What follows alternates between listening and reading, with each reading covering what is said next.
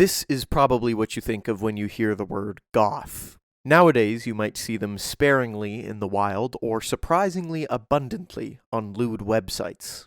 However, a couple centuries ago, Goth was a term used to describe art, not people. And before that, before the medieval ages, the Goths were such titans that they rivaled the Roman Empire, laying siege to Rome around 1500 years ago.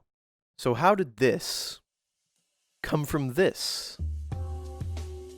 Well, Goth as a subculture has been around for about 50 years. Its origin is the 1979 song Bela Lugosi's Dead by Bauhaus, widely considered the first modern Gothic song.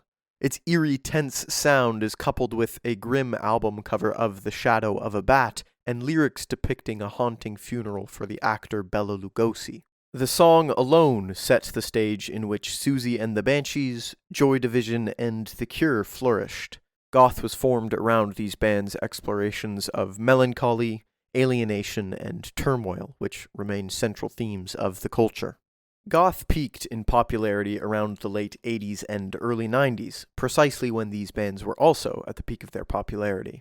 For 2 decades, its relevance steadily faded from the public eye, though lately Goth has seen a resurgence in popularity as online spaces have given fragmented communities the opportunity to grow. Or maybe it's the girls. So why was the term Goth used as the name of this subculture and its music? The answer lies in its origin song Bela Lugosi's Dead. Bela Lugosi was famous for playing Count Dracula in the 1931 movie release of Dracula, which was the first official adaptation of the original Bram Stoker Dracula novel released in 1897.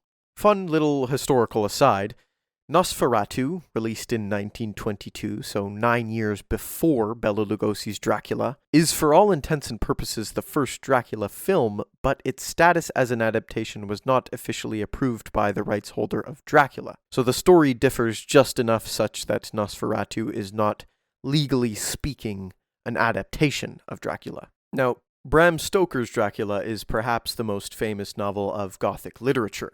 In chronological order, famous examples include Frankenstein, Dracula, The Haunting of Hill House, and The Secret History. Thematically, Gothic literature tends towards evoking a sense of horror and awe through the supernatural, mystery, and, to put it bluntly, eerie vibes.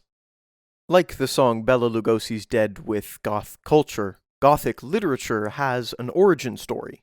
Horace Walpole's 1764 novel, The Castle of Otranto. This is the first Gothic novel, coining the term due to the novel's setting. Gothic was generally used to describe a specific architecture style. Indeed, the fictional castle of Otranto exhibited Gothic architecture, so Walpole initially described his story as Gothic. During the medieval ages, so around the 12th to 16th centuries, architecture was all the artistic rage. The vast majority of people worked in farms, so they had no access to paintings, music, or any other form of conventional art, except architecture. Peasants attended mass regularly, and cathedrals were often built with designs intended to create a beautiful, holy place of worship. Gothic architecture is characterized by pointed arches, flying buttresses, ornate stone masonry, and ribbed vaults.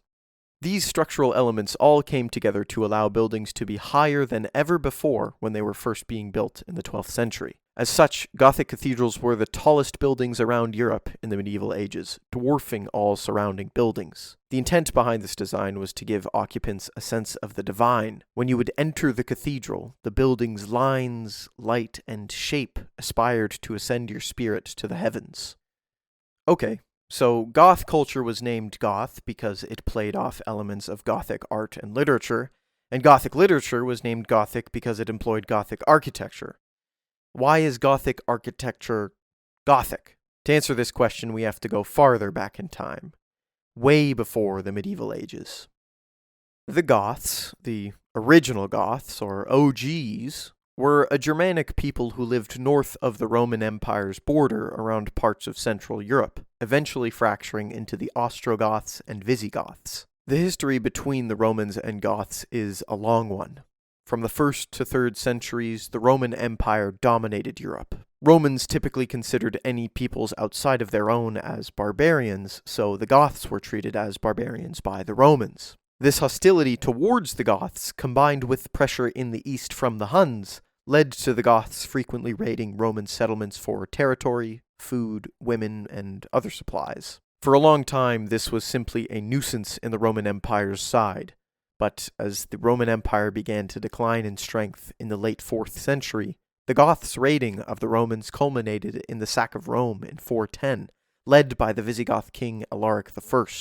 For this, the Goths left a legacy as being significant players in the destruction of the Roman Empire. Let's fast forward from the Visigoth sack of Rome in 410 to the Renaissance. By this time, in the 16th century, Gothic cathedrals had been around for hundreds of years, and yet there was no terminology used to describe the architecture of these buildings. In contrast, the distinct, enlightened style of architecture seen in ancient Greece and Rome was considered classical. Italian Renaissance writers thus coined the term Gothic Architecture as a label for buildings they considered ugly, and more precisely, deviant from classical architecture. To frame it another way, perhaps a bit flagrantly, Italians categorized the buildings that destroyed the classical style as Gothic, because that's what the Goths did to the Romans, their ancestors.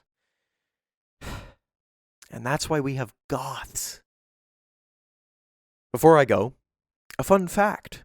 Alongside the Ostrogoths and Visigoths were the Vandals. These people were also considered barbarians to the Romans, and also sacked Rome in the 5th century. Now, because the Romans have been more historically relevant than the Vandals and Goths, and history is typically written by the winners, we still use the word Vandal in a pejorative way, much like the ancient Romans used the term to describe a people lesser than them. So, the next time you see a Vandal or a Goth, remind yourself that they are stronger than the Holy Roman Empire, no matter how cringe they are.